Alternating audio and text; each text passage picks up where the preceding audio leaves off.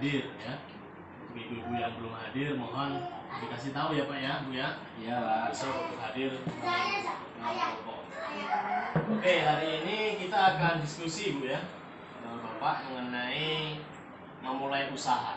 Nah ini modul kita yang kedua Bu ya, mengenai usaha. Ini sebelumnya saya ingin tanya nih sama ibu-ibu dan bapak-bapak, punya usaha nggak di rumah? Belum. Belum Pak. Belum ya? Belum. Kenapa kok belum punya usaha? Nggak ada modal. Nggak ada modal ya. Kalau bapak nggak punya usaha kenapa Pak? Punya Alasannya? kemampuan Pak. Nggak punya kemampuan? Iya. Iya. Tahunya cuma buruh. Ya. Hari ini kita akan coba membahas nih, kita akan berdiskusi mengenai usaha ya, karena di dalam berkeluarga itu sangat penting sekali hal yang terkait dengan usaha ya. Tujuan pada sesi 7 ini yaitu peserta mampu mengidentifikasi, mengembangkan dan menilai kelayakan ide usaha. Jadi bapak-bapak nanti atau ibu-ibu nanti ya akan mengidentifikasi, akan melihat kira-kira usaha apa yang cocok nih yang saya lakukan. Jadi kita akan diskusi sama-sama. Untuk menciptakan sebuah ide, karena kalau kita mau memulai usaha itu harus ada ide dulu ya. Ya. Nah, untuk menciptakan ide itu bagaimana sih caranya? Kalau bapak gimana Pak? Kalau ditanya misalnya, bagaimana menciptakan ide usaha? Bermimpi dulu Pak. Mimpi dulu, Mempunyai tujuan dulu. mempunyai tujuan dulu. Iya. Ya, bagus. Kalau ibu gimana Bu? Saya melihat peluang Pak. Lihat peluang. Iya. Caranya gimana Bu? Ya dari sekitar, kira-kira apa yang dibutuhkan dan apa yang belum ada. Iya, cakep sekali ya. Jawabannya pinter-pinter semuanya. Itu tangan dulu lah buat ibu semua ya. Iya. Jadi untuk memulai sebuah usaha itu harus ada ide. Caranya bagaimana? Kita harus bertanya dulu nih ya. Usaha apa yang akan kita lakukan? Kira-kira usaha apa nih yang akan kita lakukan? Temukan dulu. Bagaimana caranya tadi? Seperti yang dibilang sama ibu tadi, Bu Siti tadi ya. Jadi usahanya bisa dilihat dari lingkungan sekitar. Kira-kira apa yang punya potensi digunakan untuk usaha. Ya. Kemudian setelah idenya muncul, kemudian kita tanya lagi, siapa target pembelinya? Ya. Muncul usaha misalnya dalam di sekitar rumah kita, oh ini mungkin jualan sayuran cocok nih. Ya.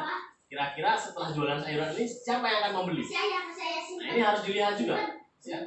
Setelah target pembelinya ditentukan, kemudian yang ketiga, bagaimana memperoleh pinjaman untuk menjalankan usaha itu. Ya.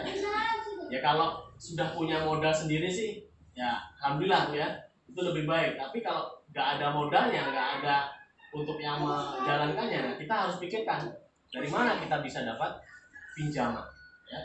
Setelah itu kira-kira nih setelah dijalankan, kita juga harus melihat ya apa yang bisa menyebabkan usaha kita itu gagal. Ya. Apa kira-kira nih? Misal jualan sayuran, kira-kira apa yang bisa membuat kita gagal? Ya. Kalau kita jualan ikan, kira-kira apa yang membuat usaha ikan kita itu gagal? Nah, ini harus kita gali, ya.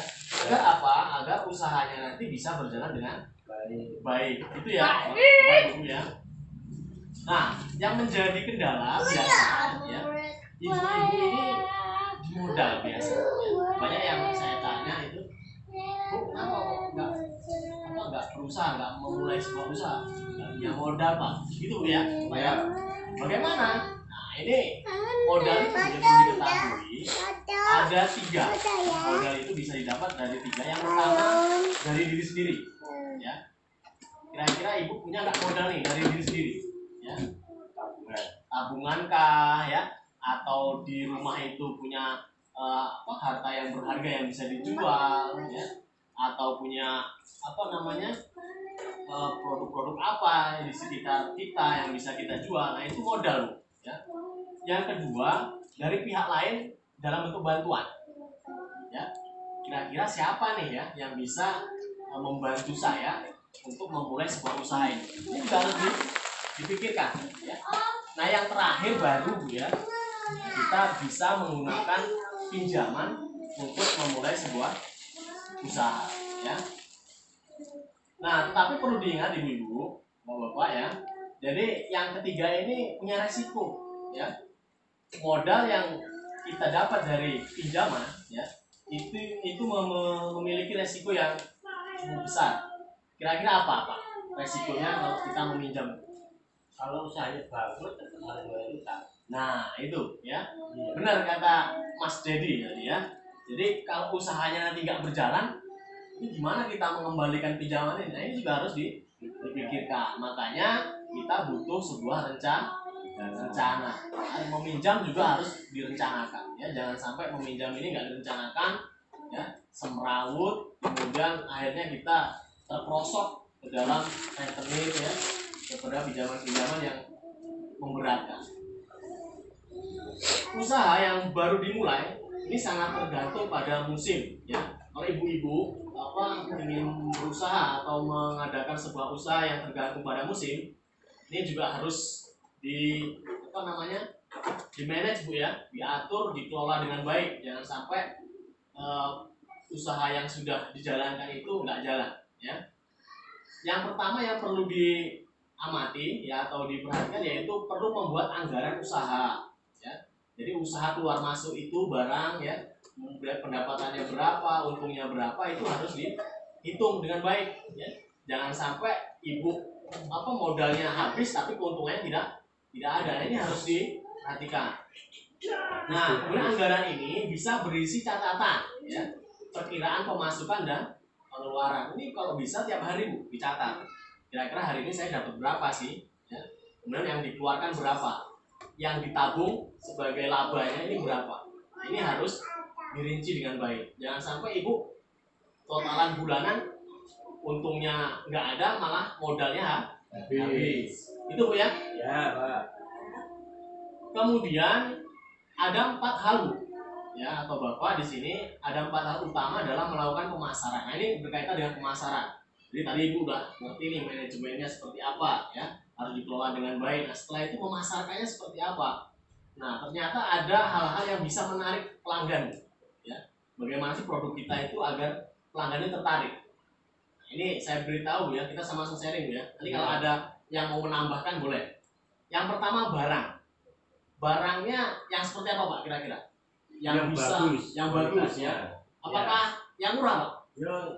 Yang bagus kualitasnya Pak. Ya, yang bagus Yang bagus kualitasnya. dan murah harganya. Yang bagus dan murah, ya. Harus dua itu Pak, ya. Nah. Ya. Yang pertama itu biasanya orang akan membeli produk kita itu yang perlu barangnya bagus atau tidak, ya. Dicek produk ibu itu, ya. Kalau misalnya jualan misalnya tempenya harus yang bagus. Tahunya misalnya tahu yang bagus. Kemudian keripik singkong misalnya yang bagus. Jangan misalnya dari bahan yang sudah mau busuk tuh dipakai gitu, ya. Jangan. Tapi kualitasnya harus terjamin.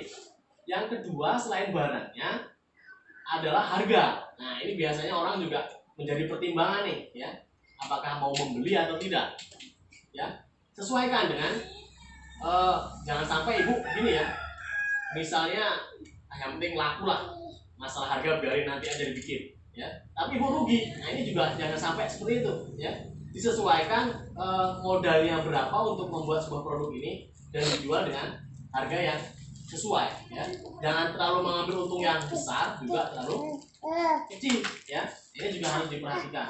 Yang ketiga lokasi. Nah, lokasinya juga harus strategis Bu, ya.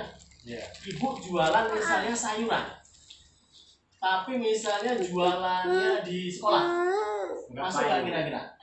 Enggak, ya. Jadi harus disesuaikan lokasinya. Kalau sayuran, nah biasanya di tempat ibu-ibu tuh keliling, ya, atau di pasar, ya.